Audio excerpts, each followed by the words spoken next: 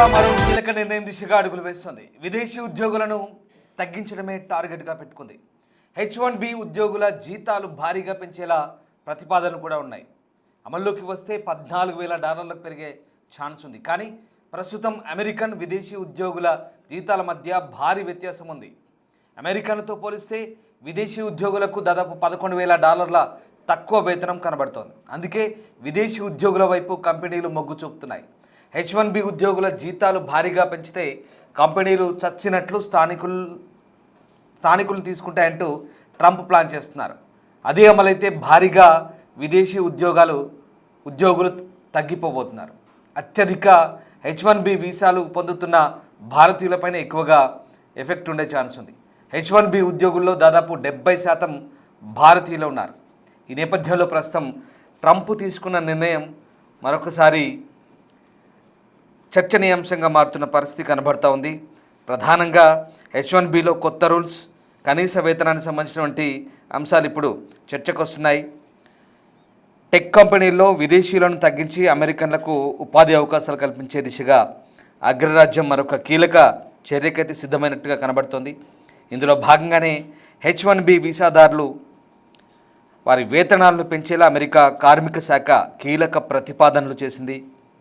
ఇవి అమల్లోకి వస్తే విదేశీ ఉద్యోగుల వార్షిక వేతనం $14,000 మేర పెరిగే అవకాశం ఉంది.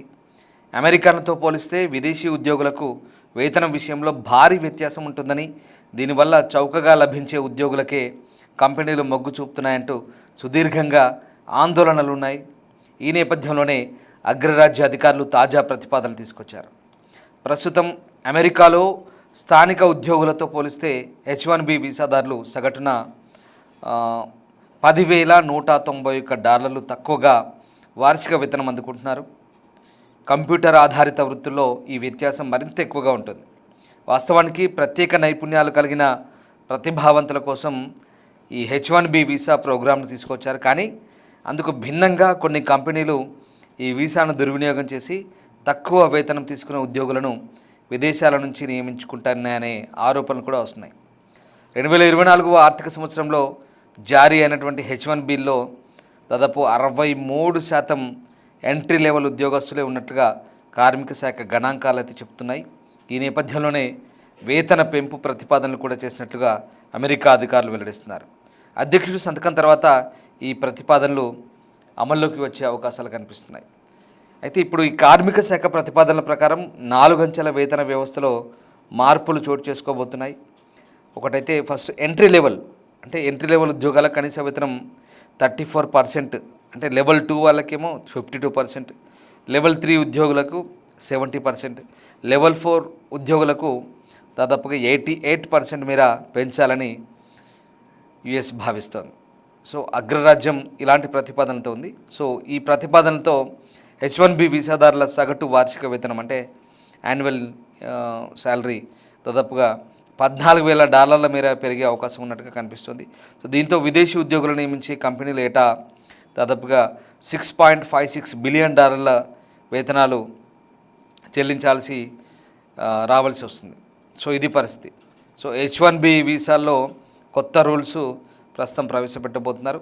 దీనికి తగ్గట్టుగా ప్రస్తుతం అమెరికా కార్మిక శాఖ అయితే అంచనాలు అయితే రూపొందిస్తుంది. సో ఇది ఒక కీలక నిర్ణయం అని చెప్పాలి. ఎందుకంటే ప్రస్తుతం ఈ విదేశీ ఉద్యోగులను తగ్గించడమే టార్గెట్గా పెట్టుకున్న అమెరికా H1B ఉద్యోగుల జీతాలు భారీగా పెంచడం ద్వారా ప్రస్తుతం అమెరికన్ విదేశీ ఉద్యోగాల మధ్య ఏదైతే భారీ వ్యత్యాసం ఉందో, సో అక్కడ క్వాలిటీ పీపుల్ని తక్కువ ధరకి, అంటే తక్కువ రేట్కి, తక్కువ జీతాలకి తీసుకోవడం పరిపాటిగా మార్చుకున్న అమెరికా కంపెనీలు విదేశీయులను ఎక్కువ రిక్రూట్ చేసుకుంటున్నాయని అక్కడ అడ్మినిస్ట్రేషన్ భావిస్తుంది. కాబట్టి ఇప్పుడు ఈ నిర్ణయం తీసుకుంటే ఇక తప్పనిసరిగా అక్కడి కంపెనీలు ప్రభుత్వం నిర్ణయించిన శాలరీస్ ప్రకారమే ప్రస్తుతానికి రిక్రూట్మెంట్ కూడా చేసుకోవాల్సి ఉంటుంది.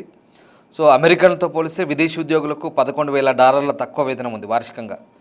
సో అందుకే విదేశీ ఉద్యోగుల వైపు కంపెనీలు మొగ్గు చూపుతున్నాయి. కాబట్టి మరి ఇప్పుడు ఈ H1B ఉద్యోగుల జీతాలు భారీగా పెంచితే కనుక కంపెనీలు ఇంకా చచ్చినట్లు స్థానికులను ఎక్కువగా తీసుకుంటాయంటూ ట్రంప్ ప్లాన్ చేస్తున్నాడు. సో రకంగా ఇది అమలైతే భారీగా విదేశీ ఉద్యోగుల రిక్రూట్మెంట్ తగ్గిపోతుందని ఒక ఆలోచనలో అక్కడి ఈ ట్రంప్ అడ్మినిస్ట్రేషన్ ఉన్నట్టుగా మనకు కనిపిస్తుంది. అంటే ఇక్కడ ప్రధానంగా మనం H1B వీసా పొందుతుంది ఎవరు? ఎక్కువగా భారతీయులే. H1B ఉద్యోగులు దాదాపుగా 70% ఇండియన్సే ఉన్నారు. 70% ఇండియన్స్ ఎక్కువగా ఈ H1B వీసాలు. అందుకే H1B వీసాలకు సంబంధించినటువంటి వార్షిక ఫీజు ఏదైతే $1,00,000 పెంచాడో అప్పటి నుంచే మన వాళ్ళలో ఆందోళన స్టార్ట్ అయింది. ఇక్కడ క్వాలిటీ పీపుల్ వస్తారంటూ ఆయన భావిస్తున్నారు, కానీ అక్కడ అడ్మినిస్ట్రేషన్ ప్రధానంగా ఇక్కడ టార్గెట్ అయ్యేది ఎవరు? సో ఓవరాల్గా 70% ఇండియన్సే ఉన్నారు. సో ఇండియన్స్ పైన ఎక్కువగా ఎఫెక్ట్ పడుతుంది. ఇప్పుడున్నటువంటి కొన్ని అంచనాల ప్రకారం, ఇప్పుడు అంతున్న వార్తల ప్రకారం అసలు ఈ వీసాల కోసం దరఖాస్తు చేసుకునే వాళ్ళు దాదాపు 35% పడిపోయేటట్టుగా చెప్తున్నారు.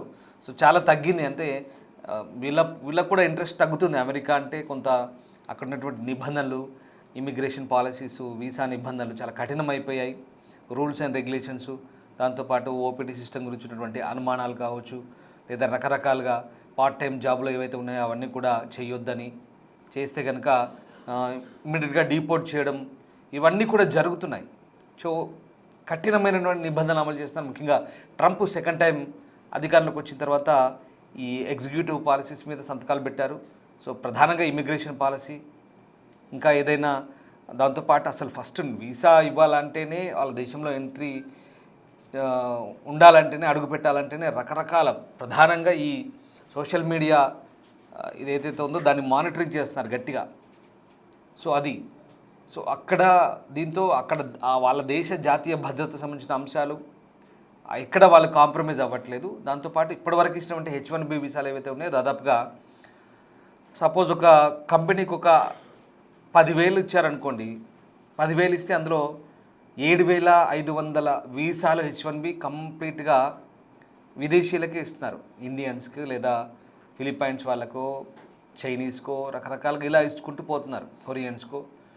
సో ఇది వాళ్ళ అబ్జర్వేషన్లో తేలింది ఎక్కువగా, అక్కడ అడ్మినిస్ట్రేషన్ అబ్జర్వేషన్లో.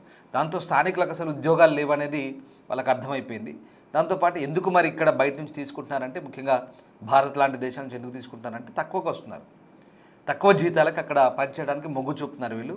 సో దాంతో ఆ కంపెనీలు అలా తక్కువ జీతాలకు వచ్చే వీళ్ళని ఎక్కువగా రిక్రూట్ చేసుకుంటూ స్థానికులకి ఉపాధి అవకాశాలు దెబ్బతీస్తున్నాయనేది అక్కడ ప్రభుత్వ వాదన, వాళ్ళ అక్కడ ఉన్నటువంటి వాళ్ళ పరిశీలన కూడా. సో దాన్ని బట్టి వాళ్ళు ఇప్పుడు నిర్ణయాన్ని కంప్లీట్గా మార్చుకుంటున్నారు. సో వాళ్ళలోనే వాళ్ళ దగ్గర ఉన్నటువంటి ప్రజల్ని, వాళ్ళ దగ్గర ఉన్నటువంటి ఎవరైతే నిపుణులను తయారు చేసేందుకు చదువుకున్న వాళ్ళని, గ్రాడ్యుయేట్లని, వాళ్ళని ఎక్స్పర్ట్స్గా తయారు చేసేందుకు కొంత టైం పట్టవచ్చు. కానీ ఆలోపు ఈ రకమైన ప్రాసెస్ ఉంటే కనుక ఖచ్చితంగా ఇది వాళ్ళ స్థానికులకు ఉద్యోగాలు పెరిగే ఛాన్స్ ఉందన్నట్టుగా చెప్తున్నారు. దానికి ఇప్పుడు ఈ జీతాల పెంపు అనేది ప్రధానంగా కారణం కాబోతుంది. సో ఆ రకంగా జీతాల పెంపు అంశం అయితే ప్రస్తుతం అమెరికన్లకి కలిసి వచ్చే అవకాశం ఉందని అక్కడ అడ్మినిస్ట్రేషన్ భావిస్తుంది. కాబట్టి ఈ కీలక నిర్ణయం తీసుకున్నట్టుగా తెలుస్తుంది. బట్ ఇక్కడ ప్రస్తుతం భారతీయుల విషయంలో మరి ఆ కంపెనీలు అంత అమౌంట్ చెల్లించి తీసుకుంటాయా ఏంటి అనేది మాత్రం ఆలోచించాల్సిందే.